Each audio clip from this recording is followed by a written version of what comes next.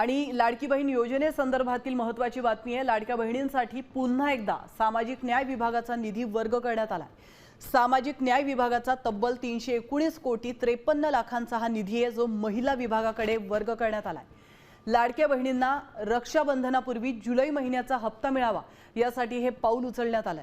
तर दुसरीकडे नियंत्रक अधिकाऱ्यांना देखील निधी वापराबाबत काटकसरीच्या कडक सूचना देण्याची माहिती समोर येते।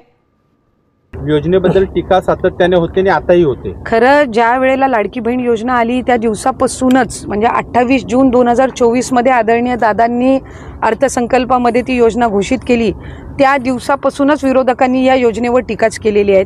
ते म्हणायचे फॉर्मच भरू नका, तुम्हाला कधी लाभच मिळणार नाही। काही विरोधक तर असे आहेत की त्यांचे काही सहकारी हायकोर्टामध्ये या योजनेच्या विरोधामध्ये गेले होते। तर जेव्हा सुरुवात करत असताना ज्यांनी हायकोर्टामध्ये जाऊन विरोध केलेला योजनेला, ते आत्ता त्या संदर्भामध्ये वेगवेगळी वल्गना करण्याचा प्रयत्न करत आहेत। आम्ही सुरुवातीपासून एका गोष्टीचं नेहमी आदरणीय फडणवीस साहेब असतील, आदरणीय शिंदे साहेब असतील, त्यावेळेला दादा असतील, आता सुनेत्रा वहिनी असतील, मंत्री म्हणून मी असेल, आम्ही नेहमी हा प्रयत्न केलेला आहे की अधिकाधिक पात्र महिलांना त्याचा लाभ मिळाला पाहिजे।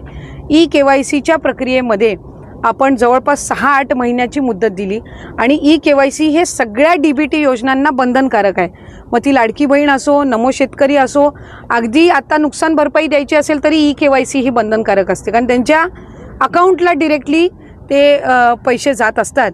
आणि अशा सगळ्या परिस्थितीमध्ये आपण 6-8 महिन्याचा तो कालावधी दिला होता। त्याच्यामध्ये ज्या महिलांनी ई-KYC पूर्ण केलीच नाही त्यांनी आणि ज्यांचं उत्पन्न 2.5 लाखापेक्षा जास्ती होतं किंवा ज्यांच्याकडे वाहनं होती, अशी सोडून कुठल्याही पात्र महिलेवर लाडकी बहीण योजनेअंतर्गत अन्याय झालेला नाही। उलट आम्ही हा प्रयत्न करतोय की संजय गांधी निराधारमध्ये सुद्धा ज्या लाभ घेत होत्या त्यांनी जर लाडकी बहीणमध्ये रजिस्टर केला असेल आणि त्यांचे दोन्ही लाभ जर थांबले असतील तर दोन्हीपैकी एका योजनेचा लाभ त्यांना मिळालाच पाहिजे। ह्या दृष्टिकोनातून आम्ही त्या ठिकाणी काम करत आहोत।